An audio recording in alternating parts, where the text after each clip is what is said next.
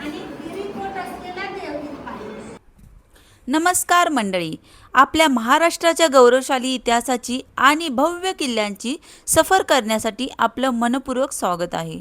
मी आहे माया आणि आपण पाहणार आहोत देवगिरी गडाबद्दल संपूर्ण माहिती. हा गड ही अफगाणची राजधानी म्हणून ओळखला जातो. सुखी, समाधानी आणि समृद्ध असा गड आहे. पण अफगाणी पठाण अल्लाउद्दीन खिलजीने गडावर आक्रमण केलं आणि 15 दिवसामध्ये हा गड मिळाला. देवगिरीचा दौलताबाद केला.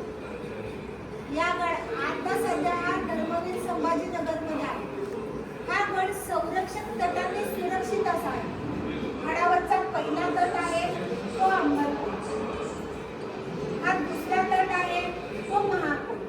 यादवकालीन तट आहे.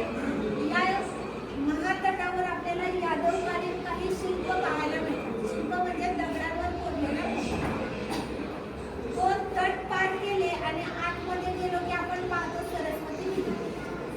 या विहिरीचा आकार सरस्वतीच्या यंत्रासारखा आहे म्हणून हिला सरस्वती विहीर असे म्हणतात. आणि त्याच्या समोर आहे स्थापत्य कलेचं उत्तम उदाहरण म्हणजे जैन मंदिर. या जैन मंदिरापासून थोडं पुढे आलो, नावाप्रमाणे प्रशस्त असा पाण्याची उत्तम सोय म्हणून बांधलेला हा आहे अतिथला. हे भारत मातेचं मंदिर आहे. या मंदिरामध्ये भव्य असा सभामंडप आहे. मंदिर यादवकालीन आहे पण देवीची मूर्ती इसवी सनापूर्वी यामध्ये स्थापन केली. साधारण 126 खांब आहेत या मंदिरात. आणि या भारत मातेच्या मंदिराच्या दोन्ही बाजूला पाकळी बुरुज आहे. या बुरुजांचा आकार पाकळ्यासारखा असल्यामुळे त्याला पाकळी बुरुज असं म्हणतात. त्याच्यासमोर आपण पाहतोय चांदमिनार. अहमद शहाने गुजरातवर विजय प्राप्त केला. त्या विजयाप्रीत्यर्थ बांधलेला 3 मजली विजयस्थान. या चांदमिनारच्या पुढं गडावरचं हे हेमाडपंथी मंदिर आहे. आणि या मंदिरामधल्या प्रत्येक खांबावर आपल्याला सुंदर असं नक्षीकाम केलेलं पाहायला मिळतं. हे मंदिरही यादवकालीन. गडावरचा हा तिसरा तट आतल्या बाजूचा म्हणजे कालापूर. मराठ्यांच्या काळामध्ये या तटाला कृष्णदुर्ग असं म्हणतात.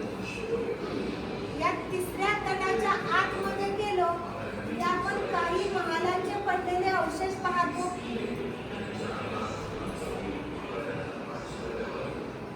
हा एक चिनी महाल.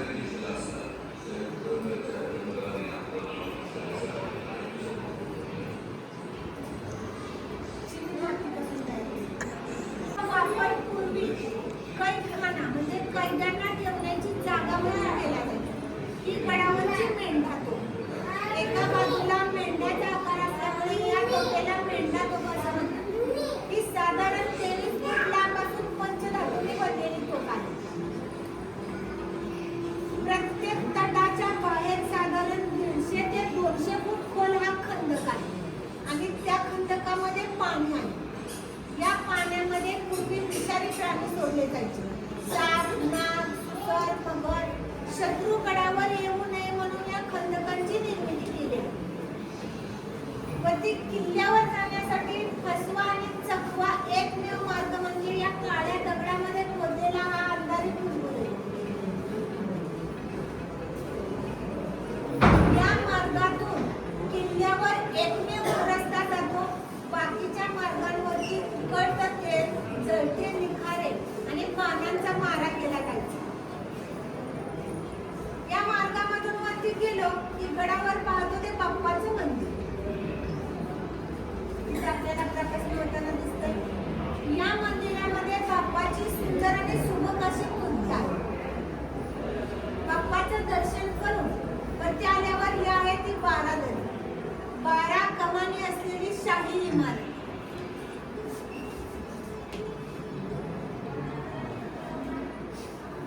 गडावरचा शेवटचा दरवाजा आहे तो म्हणजे बिजली दरवाजा.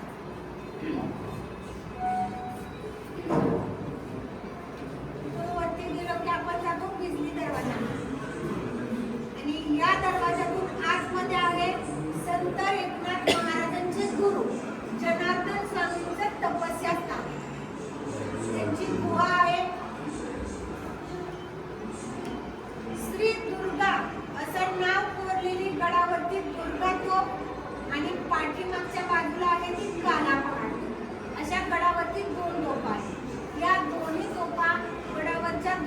तोफा म्हणून ओळखल्या जातात, कारण त्या चारही बाजूने फिरत असतात.